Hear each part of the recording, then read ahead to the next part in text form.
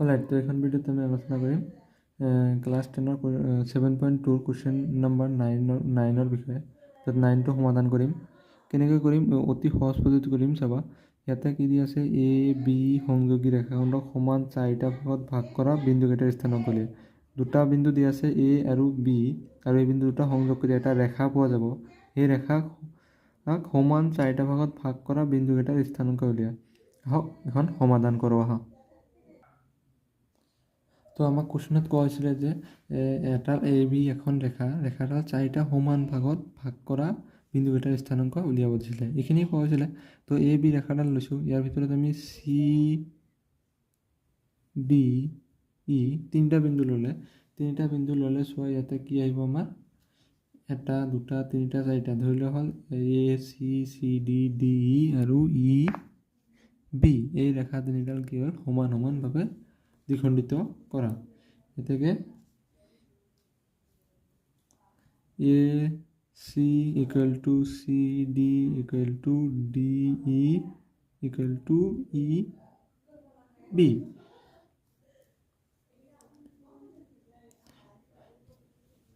এটা আমি কি লিখিছোঁ? ধৰা হ'ল চি বিন্দুটো চি ডি ই এ আৰু বি সংযোগী ৰেখাৰ 4টা সমান ভাগত বিভক্ত কৰিছে। ইয়াৰ এ বি সংযোগী ৰেখাৰ কি হ'ব?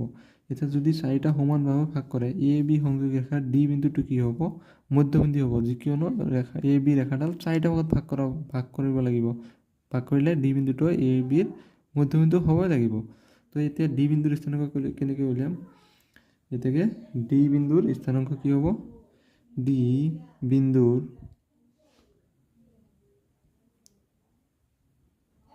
স্থানাংক হ'ব কি হ'ব? যেনেকুৱা x2 বা x2 প্লাছ x1 ডিভাইড বাই 2, এইটো হ'ব ডি বিন্দুৰ স্থানাংক, আৰু y2 প্লাছ y1 ডিভাইড বাই 2।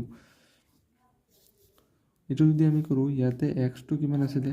2 প্লাছ মাইনাছ 2 ডিভাইড বাই 2, আৰু কি হ'ব? y2 8 প্লাছ 2 ডিভাইড বাই 2। ইয়াতে কি হ'ব? 2 মাইনাছ 2 ডিভাইড বাই 2, আৰু 8 প্লাছ 2 10 ডিভাইড বাই 2। ইয়াতে আমাৰ কিমান হ'ব? 0, কাৰণ 2 মাইনাছ 2 0 ডিভাইড বাই 2 কি আহিব? 0, আৰু ইয়াতে 5। নেক্সট আকৌ চোৱা, আকৌ আমাৰ এতিয়া কি কৰিলাম? চি বিন্দুৰ স্থানাংক। ডি বিন্দুৰ স্থানাংকটো আমি অলৰেডি পালোঁ। ডি বিন্দুৰ স্থানাংক কিমান পাইছোঁ? 0, 5। এতিয়া আমি চি বিন্দুৰ স্থানাংক কিমান পাম? চি বিন্দুটো কি হ'ব? এ আৰু ডিৰ মধ্যবিন্দু। চি বিন্দুটো কি লিখিছিলোঁ? চি বিন্দু এ আৰু ডিৰ মধ্যবিন্দু। এতেকে চি বিন্দুৰ স্থানাংক হ'ব কিমান হ'ব? চি বিন্দুৰ স্থানাংক চেম x2 প্লাছ x1 ডিভাইড বাই 2। ইয়াতে x2 কিমান হ'ব? 0।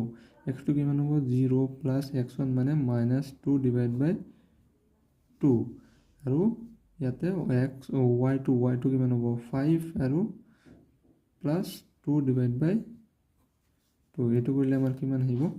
0 প্লাছ 2 মানে মাইনাছ 2 ডিভাইড বাই 2, আৰু 5 প্লাছ 2 7 ডিভাইড বাই 2।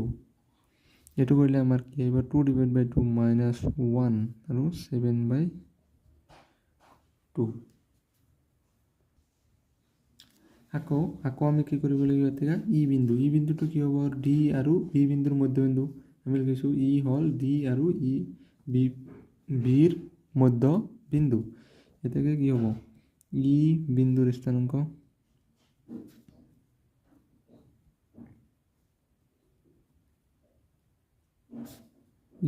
স্থানাংক হ'ব কিমান হ'ব? চেম x2 x1। ইয়াতে x2 কিমান আহিব? এইবাৰ চোৱা, এইবাৰ আমাৰ এইটো x1 এইটো x2।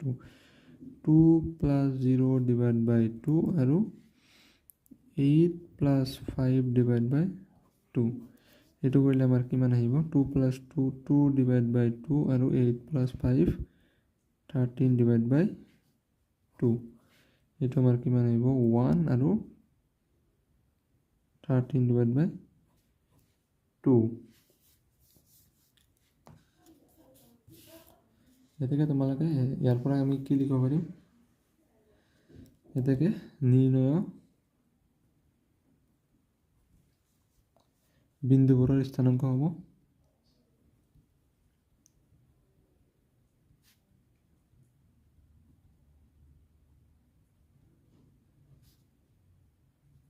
বিন্দুবোৰৰ স্থানাংক হ'ব ফাৰ্ষ্টতটো আমি কিমান পাইছিলোঁ 0 5 ছেকেণ্ডটো পাইছোঁ -1/7/2 আৰু 3 নম্বৰটো কি পালোঁ 1/13/2 এই তিনিটা বিন্দুৱে কি কৰিব নিম্ন ৰেখাডালৰ সমান 4টা ভাগক ভাগ কৰিব